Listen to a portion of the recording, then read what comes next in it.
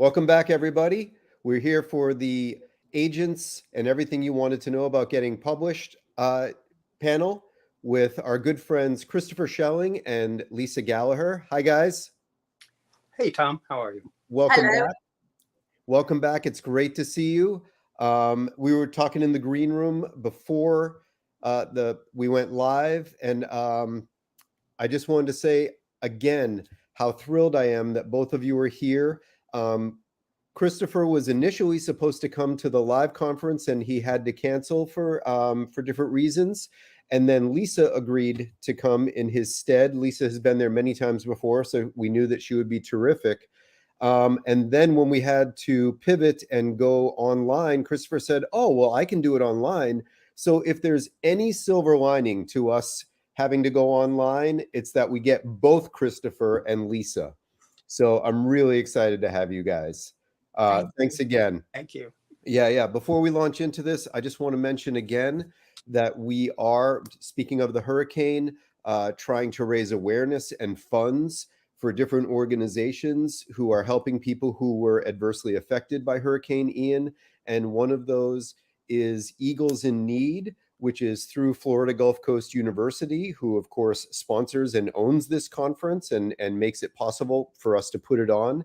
And Eagles in Need through FGCU is raising funds to help students, faculty, and staff associated with FGCU who have been displaced, who have lost their homes, who have lost their vehicles, and whose lives have been turned upside down by Hurricane Ian. So if you feel so motivated, if the spirit moves you, please go to their website and donate what you can. Thank you very much.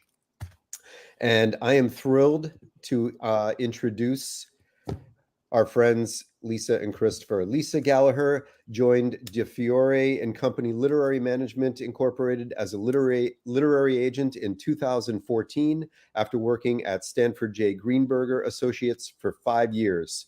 She is actively seeking new clients, both in fiction and nonfiction, who are great storytellers, delivering both narrative urgency and dramatic tension, combined with multifaceted characters and a transporting sense of place.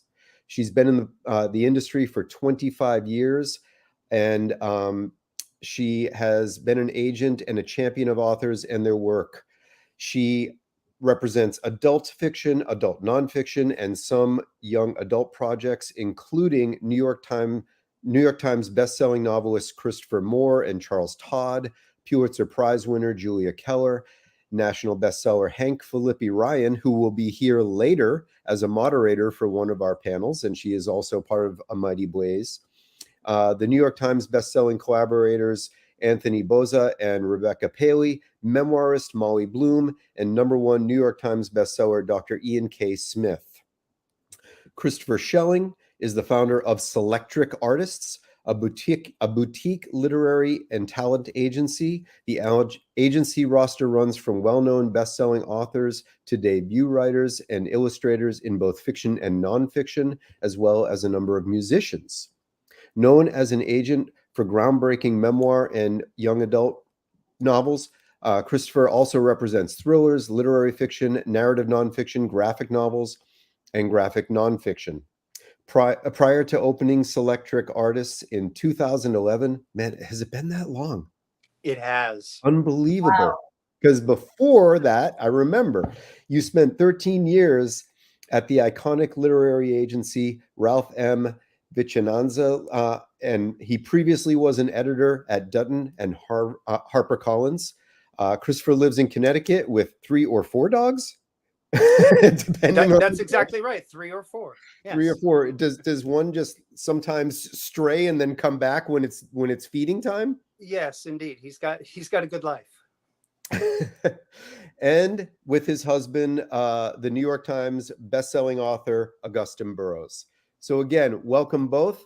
I cannot wait to hear what you have to say, and I know that we have a captive audience who cannot wait to hear what you have to say. Thanks again, guys. Great. Thank you, Tom. And thanks to you, Thanks, Jason, and to FGCU, and also to Jenna and Margaret at A Mighty Blaze for putting it all together. We're really happy to be here. I think the first thing, we can start out probably just talking a little bit about what the agent's job actually is. I mean, I think you and I have been on panels together before, and we've talked about it, and we both have the same the idea. It's a very complex thing. It's not just one kind of relationship, but maybe you can start it off a bit. I know I've heard you talk about how the agent is the author's employee in a way. Yes. So I always, having been to many, many conferences, and Christopher is one of my favorite agents anyway, and was when I was a publisher. So I have also been on panels with other agents where I really want to interrupt them and remind them that they actually work for the writers they represent and not the other way around. I think that that's something that sadly some agents forget. And writers who are looking for an agent might also feel intimidated, as though they're the ones who are, auditioning for a job, when in fact the agent does work for the writer. So it is our job to advocate for our clients, to represent their best interests, to obviously to do the deals with the publishers. But I always think that the day that the deal is done, apart from doing a woohoo, that's when the work starts, because that's when you really have to stay on the publisher to make sure they're doing everything that they should be doing in order to make your clients book the biggest success it can possibly be. So that is something that I always like to start by saying, so that everybody understands what they do. I am under an umbrella called the Fury & Company and have a fantastic team of colleagues,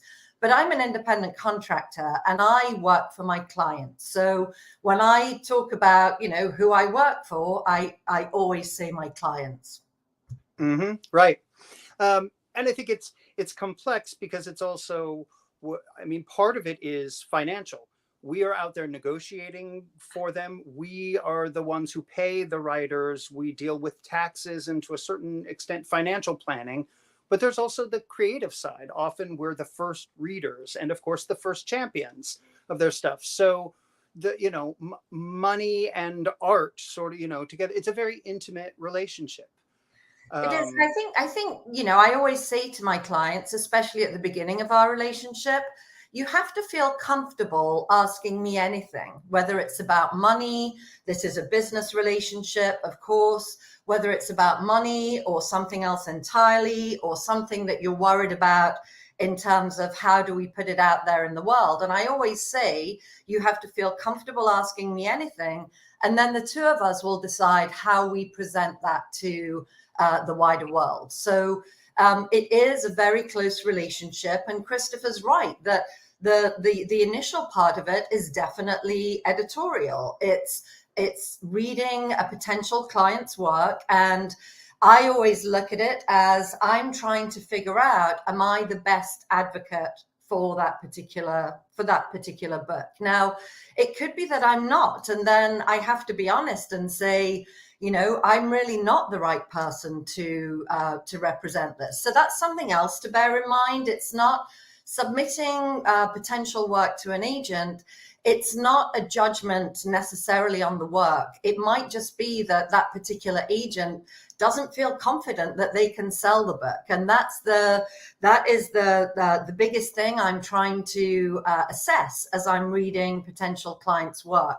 Because if at the point when I'm excited about taking on a new client, I'm worried that I might not be able to sell it, that's terrible. There are things that I love, and luckily it doesn't happen often. But if you love a work and you're passionate about it and then you can't sell it, it's a terrible feeling. But to not have that confidence going in, that is a key thing to remember. Yes, I always say it has to be about 1,000% enthusiasm going in, because no matter what, you're going to face rejection. I feel like that's also a part of the industry, and it's a part of helping a client through that process. you know, a lot of them, if they're writing short fiction or, you know, journalists or something, they've experienced the, you know, direct rejection from a publisher, but they're looking for an agent. A lot of times that's not sort of a, you know, a direct match the first time.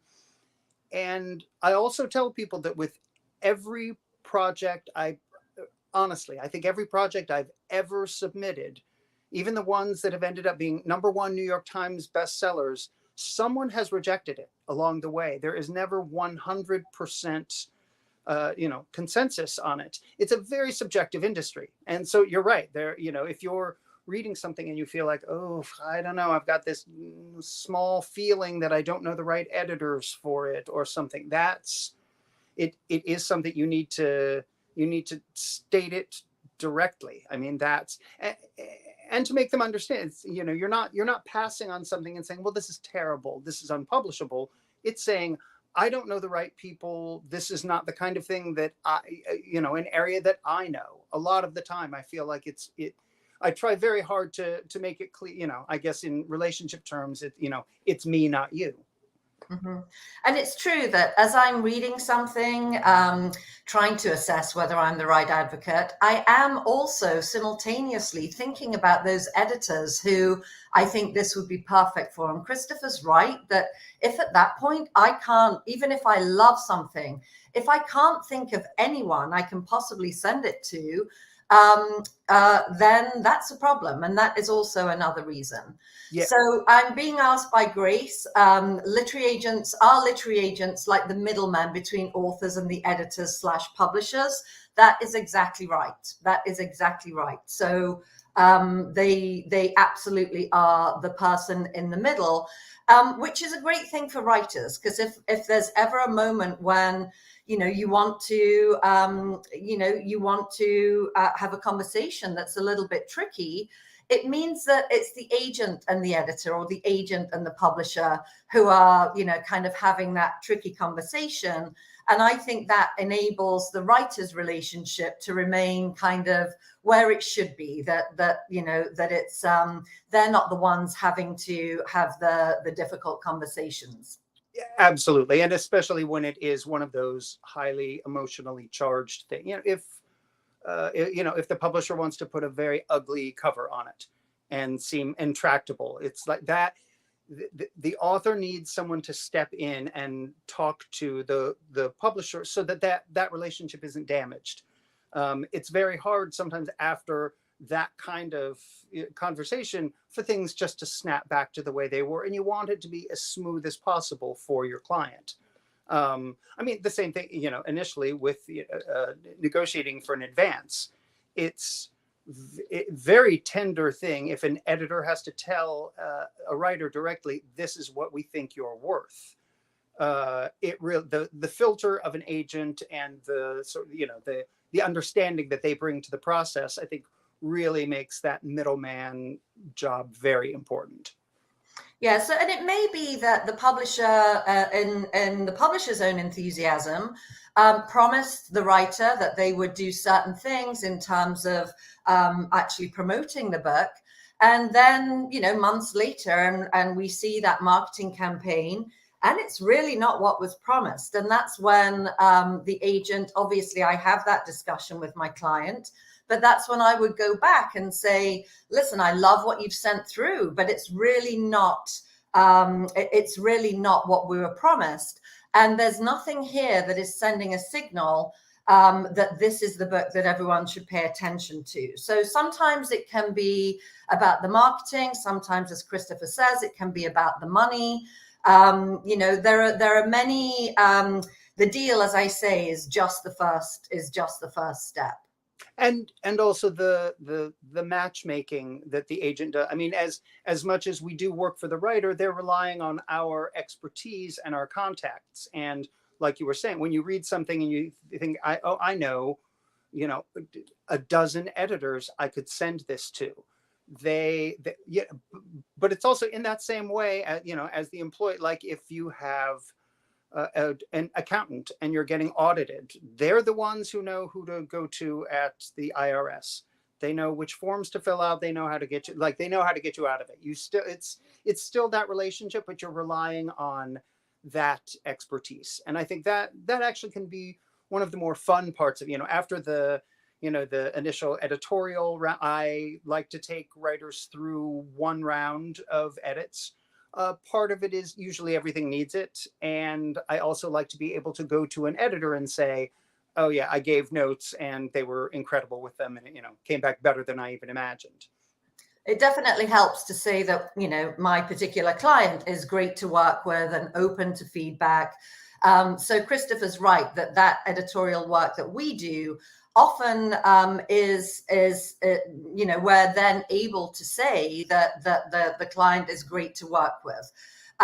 So I think it was Monica threw up the question, when is it appropriate to seek out a literary agent? So I would say that, of course, you're working on, whether it's your novel, your memoir, whatever it is you're working on, I would say that at the point when you think it's absolutely perfect, put it away, give yourself permission not to look at it for a couple of weeks, and then actually take it out of whatever closet you hid it in and go through it one more time. Because I think that having worked so closely on something for so long, sometimes you really, you're filling in what your brain knows should be there, because that's what we do as readers. So very often when we're very familiar with a text, we actually think we're reading what we expect to see. And sometimes looking at it again with the freshest eyes possible can make sure, you make sure that you've absolutely done everything you can to make that manuscript the best it can be. And I say that because even though it is true, and Christopher will agree, even though it's true that we do read manuscripts many, many times, when we're reading, 2 or 3 times, 4 times, that's usually existing clients. When I'm looking for, potential new clients, the first read is always the most powerful. So, whilst it's true that you can go back and revise, it's probably not going to be the right submission for the agent who said, this is not for me. What would you say, Christopher? Yeah, I agree. And I think that's good advice, to set something aside and look back at it again. That sort of perspective is, and actually even through the publishing process, you don't really get that. Once a book is sold, you're put on a schedule where you do a revision and you turn it in and it's copied and it's in production. And so at that front end, I feel like it may be one of the biggest problems that I see is people sending too soon, that it's not quite ready. It's also, and I understand, it's also possible to just keep revising and revising and revising. So there's, a Goldilocks solution in there between just endless revising and something that's maybe a little too raw. I think you need, and that's of course for fiction and memoir. Complete manuscripts are really, I mean, some memoir, if you have a platform that is absolutely enormous, you don't need a full manuscript for that, but a lot of times you do. Nonfiction, the requirements are different. Do you want to talk about that a little, Lisa? Yeah, so with nonfiction, we very often sell on a proposal, which means that, we're looking to put together a document that's probably 50 to 75 pages in total. And that would have an overview as to why, what this book is and why this writer is the right person to be writing it. It would have something about the author.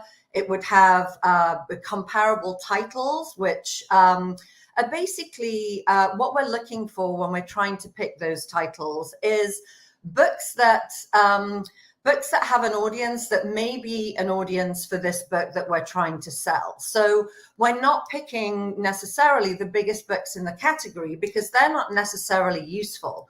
What we're trying to find are the books, if this is a debut book of nonfiction, we're maybe looking for other debuts that have been successful. Certainly, we're not putting anything out there that didn't work, because that would work against us. And we're trying to convince the publisher that, just as these titles were successful and found their audience, our book will find that audience too. So then we always add, I would say, at least one sample chapter. And maybe it's 2 or 3. And the reason for adding the actual sample material is so that the publisher can tell. It's one thing explaining what a book is and what the ambition is and what the intention is, and another to actually see the writing on the page and see that execution, if you like.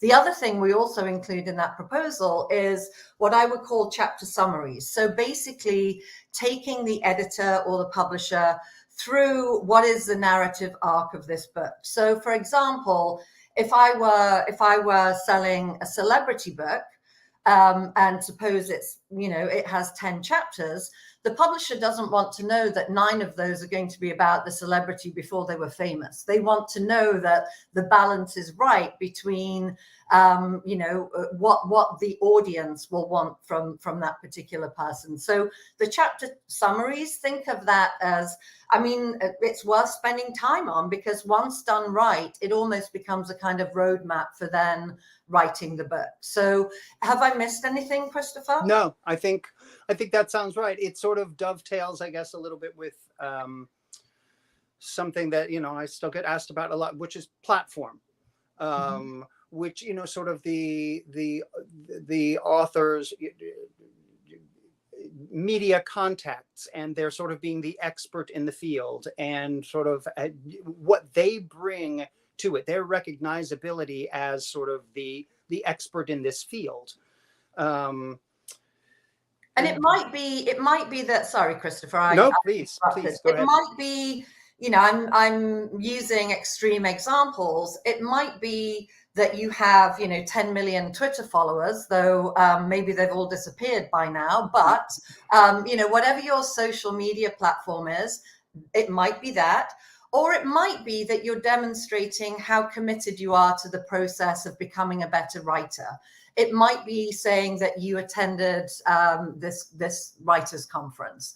It might be that you have established yourself in your local community as someone who goes to other authors' events, who, kind of is an active participant in the community that they're now trying to enter as a writer. So please don't think that, unless you have a show on NPR, you don't have a platform, because there may be other things that that you could use to demonstrate your commitment. It may be that you've had a short story published in a literary magazine. Are there other examples, Christopher, of the? Yeah, I feel like it's much more necessary for nonfiction. Mm-hmm. I've been able to sell fiction even recently with debuts with an author who does not have a platform at all.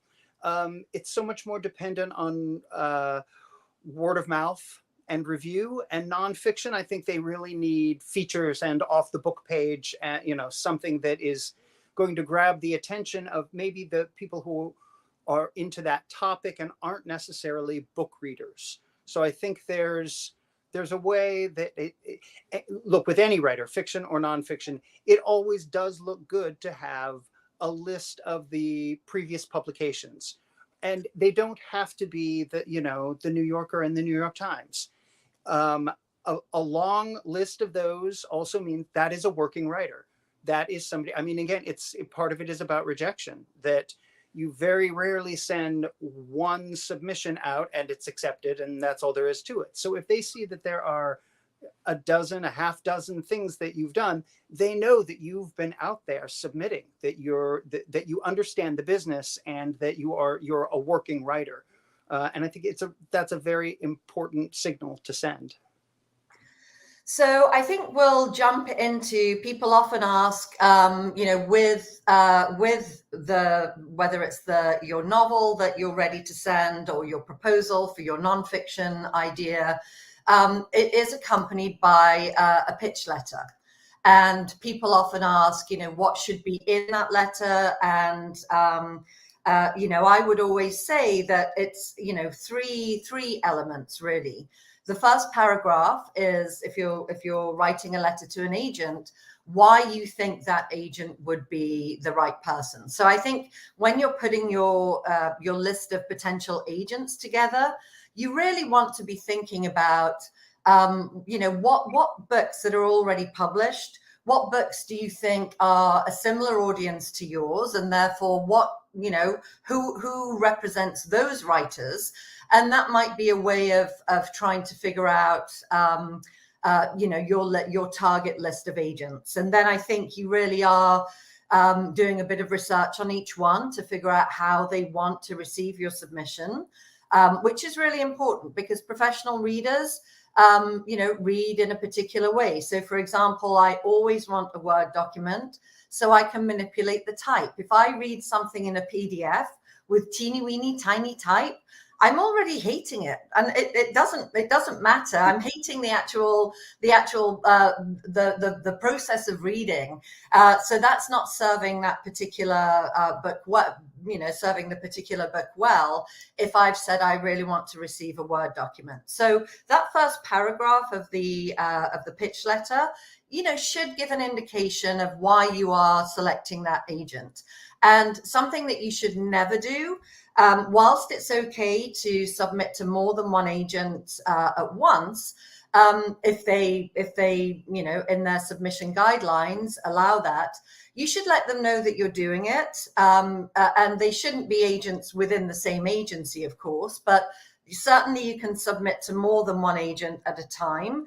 And, I always say in my submission guidelines, please let me know if you get an offer of representation, because the last thing I want is to spend the weekend reading something and falling in love only to find out on Monday morning that the writer signed up with a different agent 2 weeks ago. So please if you are submitting to multiple agents, please let that agent know. But, so once you've determined, your list of agents, that's your first paragraph of the pitch letter. And then I would say the second paragraph is a very short, tight description of what this book is. It shouldn't be, pages and pages long. We'll talk a little bit later about, the elevator pitch and all of that. But I would say, 8 to 10 lines of telling in the most compelling way possible what this book is, to try to intrigue, the agent to read it. And then the third paragraph should be a little bit about you. And that's where you might highlight your platform or highlight your commitment to writing or places you've been published. So do you have anything to add to that, Christopher?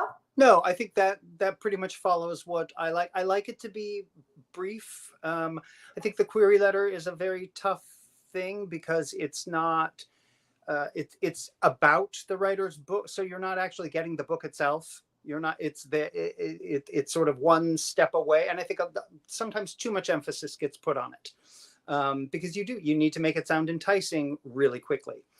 One of the questions that came up sort of has to do a bit with this, which was, are there different agents for different types of books? Which there definitely are. And it's all about, if you're going to approach an agent, it's all about research.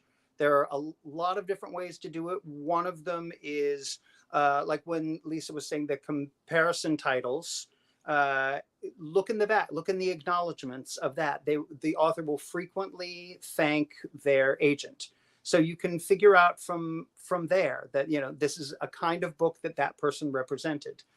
There's also a site called Publishers Marketplace. I think it's like $20 or $25 a month.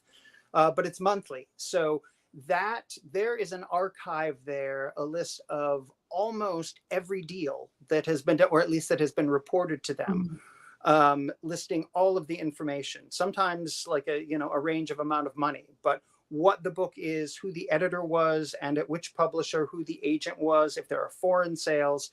So you can actually go to that site and grab as much information as you want in a month or 2 months and not get the most out of your subscription. That is really valuable. It breaks it down by categories. You can find a lot out that way. And it just makes sense to do that. When I get submissions for, like romance is not one of the categories that I do. So when someone submits it, I just think, well, it's a waste of everyone's time. It's sort of like, know beforehand that like, oh, I'm coming to you because you have this sensibility. We share that. I read this book by your client and I really liked it. I think I was about to say one thing that you should never do, even though you're submitting, it's fine to submit to multiple agents, is kind of do a BCC of, 500 agents. Okay. Because when I get that, I really do not feel special. I'm just saying, it's not something that makes me think this is someone I want to be in business with. And that's the same in terms of, in terms of typos in either the material itself or in the pitch letter. It's not that the world stops spinning on its axis. It just sends a signal to me that somebody didn't take the care to make sure that this was proofed and perfect. And I take a lot of care. So I want to be in business with people who similarly go to the trouble of making sure that everything is the best it can be. Mm-hmm. So, let's sort of pull back for a second. Let's have a little global discussion here about how do you feel like publishing has changed since the pandemic? I mean, my feeling, I feel like publishing pivoted really well very quickly. Right at first, there were some wrinkles with, books that were about to be published and needed to be rescheduled, and sort of, supply chain issues, which still sort of plague us. But for the most part, work from home it sort of snapped right into line. And I think one of the things is, books are written in solitude by one person, and then the end user is also, reading it in private as well. So it's just sort of figuring out how to deliver the material between them. I do feel like editors were probably really backed up before this happened, and they have had to take on larger roles. There's a lot more supervising. Nobody is in a physical room together. So I think there are some things that they have to try a lot harder to get done. And I think that's put them further and further behind. And we really are at a point where I think they're drowning in submissions. There are more literary agents than ever. And I understand there's a lot of talk. There was a couple very active threads on Twitter this week, just about how, an agent saying like, I guess I have to accept that ghosting is now as much of the process as receiving an offer. So anyway, that's my sort of spiel on kind of like where things have landed in that way. What's your experience? I certainly think whilst on the one hand, publishing did pivot very quickly. I always remember, March 17th, 2020, my husband was working for Macmillan at the time. And on that morning, he was on a Google Meet with 200 other people, and they had their virtual sales conference, something that would ordinarily have taken place in person. So they did pivot very quickly. But I think Christopher's right in terms of submissions. Anybody who is in this business is always backed up. There's never a moment when I have read everything that I have yet to read. No. On my iPad, there are always several things queued up to read. And I try to get back to people as fast as possible. So I understand that an editor who is, especially the editors who work on fiction, because as we said, most of those submissions are the full novel, the full manuscript. So for them, if they were trying to read submissions and homeschool their toddlers at the same time, you can see how things just get kind of more and more and more backed up. And I don't think that we've ever fully caught up and fully recovered. I also think that what would have taken one email to get an answer on, now sometimes, you have to chase people. So I think that a lot of what I'm doing is chasing, especially through the submission process, I'm chasing editors for an answer on something. And I understand why people do take longer to get back than they used to. But that's definitely a big piece of the job. Now, it doesn't mean that just because you haven't heard from everyone, that this is going to be a complete pass, because it could just mean that someone hasn't got around to reading it yet. So for them, the 2 or 3 weeks that have elapsed since you sent out that manuscript, for them it's still new. And people certainly offer on things that have been in the marketplace for longer than I would like. Of course, I would love it if everybody got back to me the next day with an offer. That would be perfect. Just as it's wonderful if more than one publisher would like to publish a work. But by the same token, you only need one very passionate editor/publisher who shares your vision for what the work should be and who the audience is.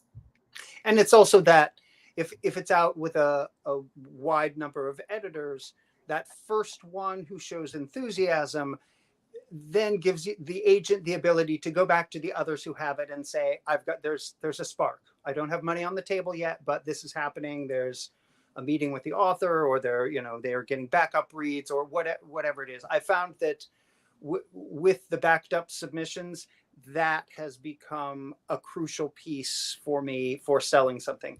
When there's interest elsewhere, it gooses other people along. And I would say any momentum or ammunition whatsoever is great to have to go back to tell everyone. So, for example, if an editor comes back to me and says, listen, we love this, but we hate the first 10 pages of, I'm making it up, the first 10 pages of prologue, I can talk to my client and say, do you have any problem cutting this? And then I will actually go back to the publisher who asked that question, but I will also let everyone else know that just in case they have the same issue as well, because, as hard as we try to get the material right, a publisher may have an entirely different vision, and I want to be open to that. But if I'm giving an answer to one publisher, I'm very happy to go back to everyone who's still looking. And that does, it does give me a good reason to be sharing more information, to be reminding them that this is in their reading pile. And as Christopher says, the best kind of information to share is that there's interest, and even better that, you have an offer. So when I do get an offer and I'm still waiting to hear from people, I will go back to all of those editors, but I will put in the subject line, I have an offer, and the title of the book, so that it really pops out. I mean, you would be horrified if you knew how many emails, well, certainly I get, Christopher gets, and editors and publishers the same. So, I want to make my emails stand out, just as when you're querying agents, you might be thinking of the same thing as well. Right. So, you might want to say, not the title of the book is, I think, very compelling in a subject line, but you might want to say, we met at Sanibel. Right. Or if there's a recommendation from another writer, a client or something, absolutely make that person's name the subject line. A question came in relating to this, which is, how do we read all of our submissions? And I will be honest, I can't. There's no physical possible way to, there aren't enough hours to do it. At one point, I had written a piece on Medium, and I think at that point it was like 400 submissions a month or something. And I just thought, break that down to how many a day. And it's just, you have to do a quick sort. Some of it is about the query letter. And like I said, if it's a category I don't do, or also sometimes if it's similar to something that I'm having trouble selling, I'll think, I can't take a second one of these on. It's sort of, so with things like that, sometimes I won't dip into the manuscript at all, just because there's a larger industry and, my business based reason for it. And I do, it's why they always say, make your first sentence amazing. I mean, I will open a document and, give things a quick read. but I can only get so far if it's not holding me. So yeah, when I talk about, editors doing all of this ghosting, I'm a ghost. I'm the original Casper. I mean, but I say on my website, it's like, I wish that I could respond to each writer to let them know that a human being actually saw this. But so I try to get back, and I try to get back as quickly as possible, but it just doesn't happen. I have to admit. And I think that's a lot of writers probably think that agents are just terrible human beings who. Well, a lot of them are. A lot of them are. To be fair. To be fair, people who are just not responding. But if I explain that I only get paid when my client gets paid, then you understand why I can't respond to something that isn't actually a business proposition. So I always say, if you haven't heard from me in 6 weeks, take that as this is not right for me. So and that's also in my submission guidelines. We are getting the call sign that we have 2 minutes left. So does anyone have a last question? Yeah, or did we miss one? Well, I tend to miss things when I start babbling. Would you say there's a higher demand for editors right now? I think, because publishing is a business, publishers naturally will try and get away with as few editors as they possibly can, which is, one of the reasons why editors are so overwhelmed, that there has been this steady, there was never much fat in publishing to begin with, but it's certainly been trimmed and trimmed and trimmed and trimmed. And anything that the publishers over the last nearly 3 years have figured they can, kind of get away with not spending money on, it's certainly not coming back, even if we go back to doing everything in person. Yeah. And just a recent round of layoffs places. It doesn't feel quite healthy. Yeah. And the last question, how hard is it to make those connections? That's our job. And part of what the value that we bring is that we've spent, and Tom was very nice saying 25 years. I think it's the other side of 30 at this point for me, but I'm just going to stop at 30 and have that be the number from now on. See, I like to brag. I started in publishing in 1878. So I had my own printing press. But part of the value we bring to clients is that we have spent years cultivating those relationships.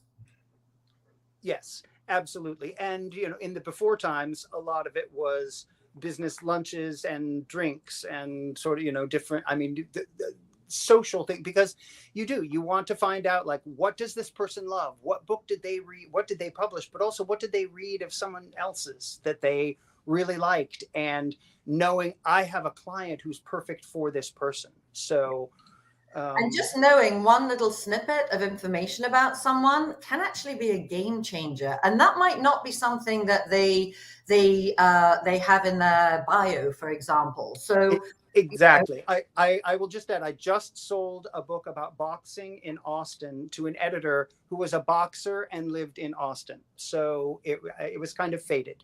Yes. Yeah. And Grace is rightly anticipating that Jenna will be around with a gong any minute now. Look at that. Dang, Grace. Hello. I have been sitting in the background like a spider, but also promoting this as being the most edifying, useful conversation I have ever heard between literary agents. And that is saying a lot, because I know a lot of agents. So thank you both so much for being so frank, so candid, so helpful to all of our audience who are all writers and all readers. We cannot thank you enough. I should barely even have to gong you, but I will anyway, because Grace is expecting it. And now we move on. Thank you for having me. It's our pleasure. Thank you so much, both of you. Yep. Thanks so much. Happy agenting, happy sales. Thank you. Thank you. Bye, everybody.